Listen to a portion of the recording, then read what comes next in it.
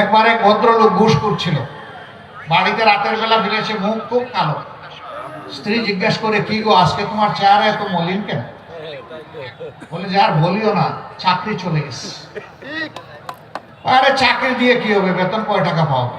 আসল তো হইল মফস্বল, মানে ঘুষের কথা বলতেছে। বলে গো সখী, চাকরির সাথে মফস্বলও আজকে চলে গেছে। এখন আর কেউ গেলে আমাকে আর কিছুই দেবে না, এক গ্লাস পানিও আমার হাতে তুলে দেবে না। হ্যাঁ, আপনাদের চাকরির সাথে আপনাদের মফস্বলও নাই। এখন আর মাথা গরম করে কোনো লাভ নাই। এই আন্দোলনে আমাদের সন্তানেরা দায়িত্বশীল ভূমিকা পালন করেছে, কোনো হটকারিতা করে নাই।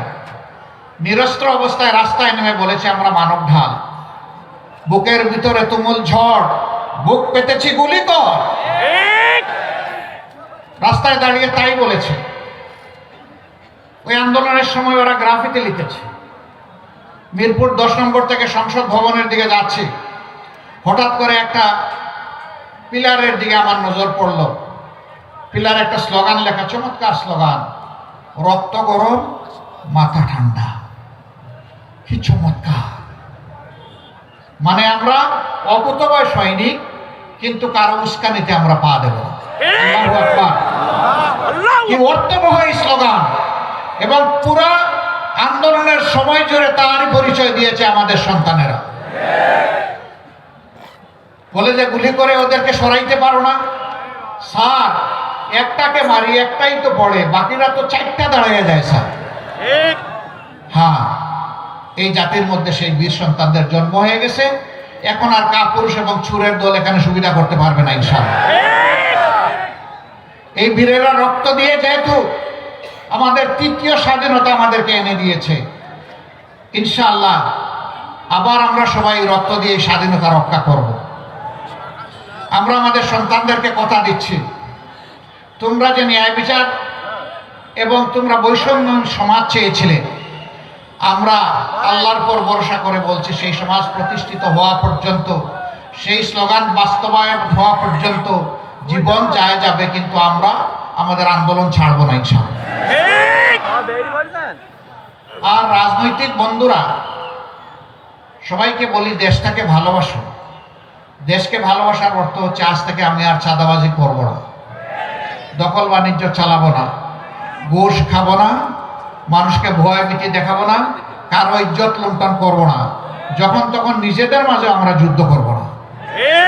অনেক সময় নিজেদের মাঝে যুদ্ধ হয় না, পদ পায় নাই, পদবি পায় নাই, দুই দিক থেকে লেগে যায়, নিরীহ মানুষ অথবা নিজের কর্মীকে অনেক সময় মেরে ফেলে। এগুলোও তো চলছে, এগুলা বাদ দেন। অনেক হয়েছে, বাংলাদেশের মানুষ এগুলা দেখতে দেখতে ক্লান্ত, বিরক্ত।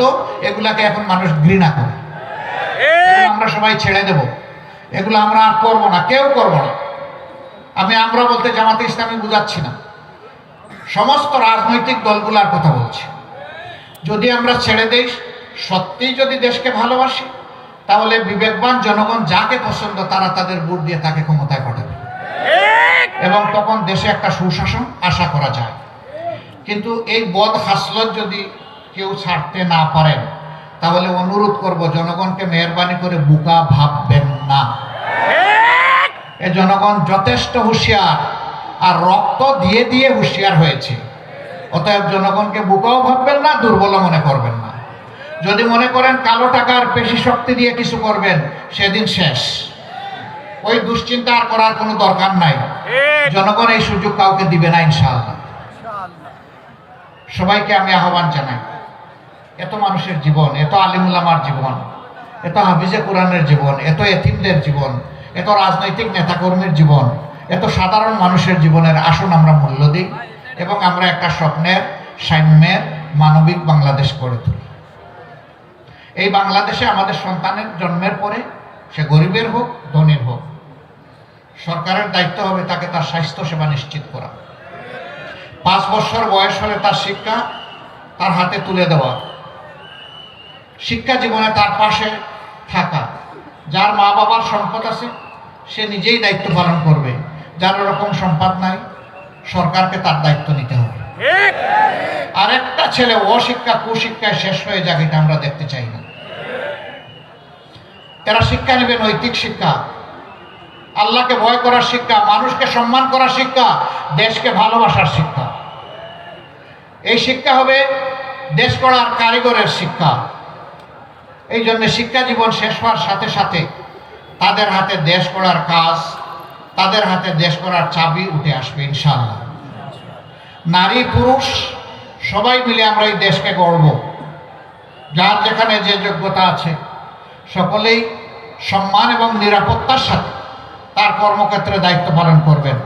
একজন মানুষ ঘরেও নিরাপদ থাকবেন, রাস্তায় চলাচলে নিরাপদ থাকবেন, কর্মক্ষেত্রেও তিনি নিরাপদ থাকবেন।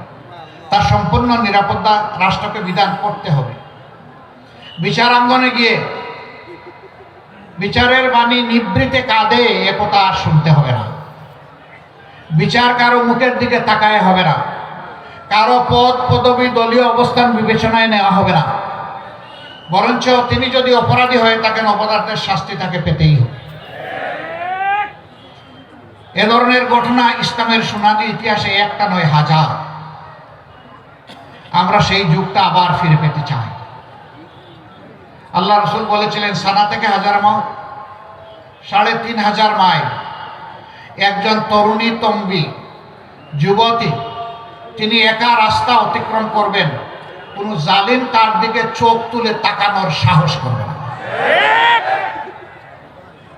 এমন একটি সমাজ আমি দুনিয়াবাসীকে উপহার দিতে যাচ্ছি, সেটাই কায়েম হয়েছে। এখানে আল্লাহ রসুল বলেন নাই যে কোনো মুমিন মুমিনা, কোনো মুসলিম মুসলিমার ক্ষেত্রে এটা হবে, তিনি মানুষের ক্ষেত্রে বলেছিলেন। অতএব সমাজে শান্তি যখন আসবে, নিরাপত্তা যখন কায়েম হবে, যখন সমাজের হাতগুলা উন্নয়নের হাতে পরিণত হবে, তখন এখানে আর কোনো ধর্ম এবং দলের বিবেচনা থাকবে না।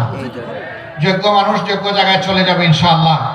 সেই বাংলাদেশ গড়তে আমরা বদ্ধপরিকর, আমরা অঙ্গীকারবদ্ধ আল্লাহর কাছে, জনগণের কাছে। আপনারা কি এমন একটি বাংলাদেশ চান? শিওর চান? তাইলে কালকেই আমরা পেয়ে যাব, তাই না?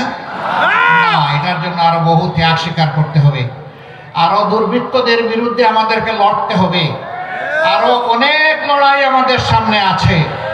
আমরা ওই যে স্লোগান দিয়েছি আবু সাইদ মুগ্ধ, শেষ হয়নি যুদ্ধ, আমাদের সেই যুদ্ধ চলবে ইনশাআল্লাহ। সেই যুদ্ধের জন্য আপনারা প্রস্তুতি নিন। সাম্যের, ভ্রাতৃত্বের এবং সৌহার্দ্যের কোরআনের এই বাণী ঘরে ঘরে পৌঁছে দিন। একটা ঘরও চুয়াডাঙ্গার জন্য বাদ না পড়ে। তিনি কোন দলের কোন ধর্মের এটা আমাদের দেখার দরকার নাই, তিনি এদেশের মানুষ। সবার কাছে আপনারা এই আওয়াজ পৌঁছে দিবেন, আমাদের সালাম পৌঁছে দিবেন, দেশ গড়ার জন্য দোয়া চাইবেন। মানুষকে বলবেন এমন একটি দেশ আপনিও চান নিশ্চয়ই। সবাই বলবে হ্যাঁ আমিও চাই। তখন বলবেন যে তাইলে আমরা আপনাদের একটু ভালোবাসা চাই, একটু দোয়া চাই, একটু সহানুভূতি চাই, একটু সাহায্য চাই, আপনাদেরকে পাশে চাই, আপনাদেরকে সাথে চাই, আপনাদের বুকের বিছানায় একটু জায়গা চাই। যদি সেই জায়গাটা আমাদের জন্য করে দেন, তাহলে আল্লাহ ছাড়া কাউকে আমরা পরোয়া করব না। আপনাদেরকে সাথে নিয়ে ইনশাআল্লাহ সাম্যের, সৌহার্দ্যের এবং মানবিক এই বাংলাদেশ আমরা গড়ব ইনশাআল্লাহ। আল্লাহ চুয়াডাঙ্গাবাসীর প্রতি রহম করুন। বড় কষ্ট করে এখানে এসেছেন সকাল থেকে এখন পর্যন্ত অনেকেই। আল্লাহ তাআলা আপনাদের এই ত্যাগকে কবুল করুন, আদালতে আখিরাতে আমাদের জন্য নাজাতের উসিলা হিসেবে কবুল করুন। আমিন। আপনারা ঐক্যের জন্য নিজের দিক থেকে চূড়ান্ত চেষ্টা করবেন, নিজের কোনো কথা এবং বক্তব্যে আচরণে যেন ঐক্যে কোনো ফাটল না ধরে। তবে হ্যাঁ, নিজের চোখের সামনে যখন কোনো মন্দ কাজ হতে দেখবেন অবশ্যই তার প্রতিবাদ করবেন, চুপ থাকবেন না। মন্দ কাজ হলে ওই অন্যায়কারী যে অপরাধ করে আপনি চুপ থাকলে সমান অপরাধের আপনি অংশীদার হবেন। সুতরাং তার প্রতিবাদ করতে হবে। এইভাবে তাআনু আলাল বিররি ওয়াত তাকওয়া ওয়া লা তাআনু আলাল ইসমি ওয়াল উদওয়ান, যদি ভালো কাজে সহযোগিতার, মন্দ কাজের বিরোধিতা যদি অব্যাহত থাকে, ইনশাআল্লাহ সমাজ থেকে আগাছা পরগাছা সব দূর হয়ে যাবে। আল্লাহ সেই বাংলাদেশটি, প্রিয় বাংলাদেশটি আমাদেরকে দান করুন। আল্লাহ হাফেজ। বাংলাদেশ জিন্দাবাদ, বাংলাদেশ জামাতে ইসলামী জিন্দাবাদ। আসসালামু আলাইকুম ওয়া রাহমাতুল্লাহ। এই কাশমপুরের ভাত আল্লাহ আমার কপালে জুটায়নি, যদিও আমি বারবার জেলে গিয়েছি। জেলের ভাত আমার কিন্তু কিসমতে আসেনি। তো লোকেরা আমাকে জিজ্ঞেস করে, আপনি এতদিন বছরের পর বছর জেলে থাকলেন, আপনি জেলের ভাত খান নাই? আমি বললাম, না, আমি 12 বছর আগে ভাত এবং রুটি খাওয়া ছেড়ে দিয়েছি, তো এই জন্য জেলের ভাত আমার কিসমতে উঠে না। হ্যাঁ, আমি না খাই, কিন্তু আমার সঙ্গীদেরকে তারা খাওয়াইছে। আমিও বাধ্য হয়ে সরকারের পচা বাসে যা ওখানে দিয়েছে খেতে বাধ্য হয়েছে। তাতেও আমাদের কোনো দুঃখ নাই। আমাদের দুঃখের একটাই জায়গা, আমাদের দেশটা সব কিছু আপনারা ধ্বংস করে দিলেন। আমাদের শিক্ষা ব্যবস্থা, স্কুল, কলেজ, ইউনিভার্সিটিকে মুঘল বাহিনীর হাতে তুলে দিলেন। আমাদের উন্নয়নকে আপনারা লুটেরাদের হাতে তুলে দিলেন। বাংলাদেশ থেকে 26 লক্ষ কোটি টাকা আপনারা বিদেশে পাচার করলেন। দেশকে গড়লেন না, কিন্তু বিদেশের মাটিতে বেগমপাড়া গড়লেন। নির্বাচন ব্যবস্থাকে ধ্বংস করে দিয়ে এখানে যারা বসে আছেন তাদের কমপক্ষে 40 ভাগ মানুষ, আমি বিশ্বাস করি, গত 15.5 বছর তারা কোনো ভোট দিতে পারেননি। কি অপরাধ তারা করেছিলেন? প্রথম ভোটটা হলো, মানুষ এটাকে ঘৃণা করে প্রত্যাখ্যান করলো, ভোট কেন্দ্রের সামনে নিরীহ প্রাণীরা মনের শান্তিতে ঘুমায় থাকলো। আমি এই প্রাণীগুলোর নাম নিচ্ছি না, তখন পত্রপত্রিকা এবং মিডিয়ায় সেগুলো উঠে এসেছে। 18 সালে আপনারা করলেন মিডনাইট ইলেকশন, নিশিনার্থের নির্বাচন, আর 24-এ এসে করলেন আমি আর মামু, আমি আর দামি, তাই না? একজন নৌকা থেকে ক্যান্ডিডেট, আরেকজন নৌকার দামে ক্যান্ডিডেট। আপনারা সর্বনাশ করলেন। এই অধিকারটার জন্যই তো লড়াই করে বাংলাদেশের স্বাধীনতা অর্জন হয়েছিল।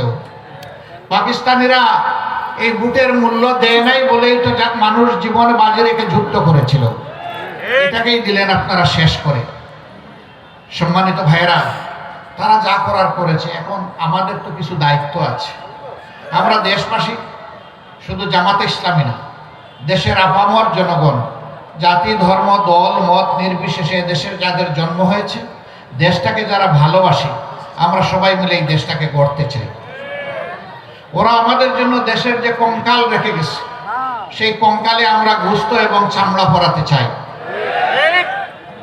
ওরা উন্নয়নের নামে লুটতরাজের মহারাজ্য কায়েম করেছিল, আমরা মানুষকে ইনসাফ ভিত্তিক উন্নয়ন উপহার দিতে চাই। অ্যাডভোকেট রুহুল আমিন বলেছেন, চুয়াডাঙ্গাও বাংলাদেশের একটা জেলা, এখানেও 6টা উপজেলা আছে সম্ভবত, তাই না? হ্যাঁ, 4টা উপজেলা আছে, এটা একটা জেলা।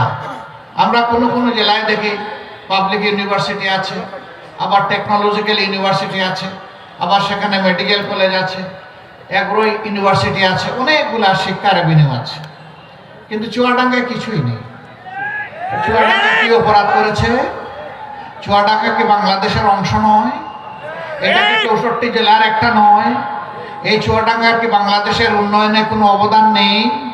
এখানকার কৃষকের মাঠে ফলানো শস্য দানা বাংলাদেশের মানুষ খায় না? যদি তা খেয়ে থাকে, তাহলে চুয়াডাঙ্গাকেও তার ন্যায্য অধিকার এবং অংশ দিতে হবে। যে প্রতিষ্ঠানগুলোর কথা এখানে বলা হয়েছে, আমরা বর্তমান সরকারকে বলবো, আপনাদের মেয়াদ যেহেতু দীর্ঘ নয়, সব আপনারা পারবেন না, আগামী একনেকে ইনসাফের কারণে কমপক্ষে একটা প্রতিষ্ঠান এখানে দেন এবং অগ্রাধিকারের ভিত্তিতে একটা মেডিকেল কলেজ দেন। জন্ম নেওয়ার পর সুস্থতার জন্য এটি মানুষের সবচেয়ে বড় প্রয়োজন। 250 বেডের একটা হাসপাতাল আছে, কিন্তু তা মানসম্মত সেবা দিতে পারছে না। হয় সেখানে জনশক্তি অপ্রতুল, নয়তোবা সেখানে যে সমস্ত সুবিধাদি থাকা দরকার সেগুলো নেই। এই জন্য বাধ্য হয়ে এদিকে ওদিকে এই জেলার মানুষকে ছুটতে হয়। অনেক সময় গরিব মানুষ দূরে যেতে পারে না, তাই দুঃখে দুঃখে মৃত্যুর দিকে এগিয়ে যায়। আমরা সরকারের কাছে আহ্বান জানাবো, এই দাবি ন্যায্য দাবি।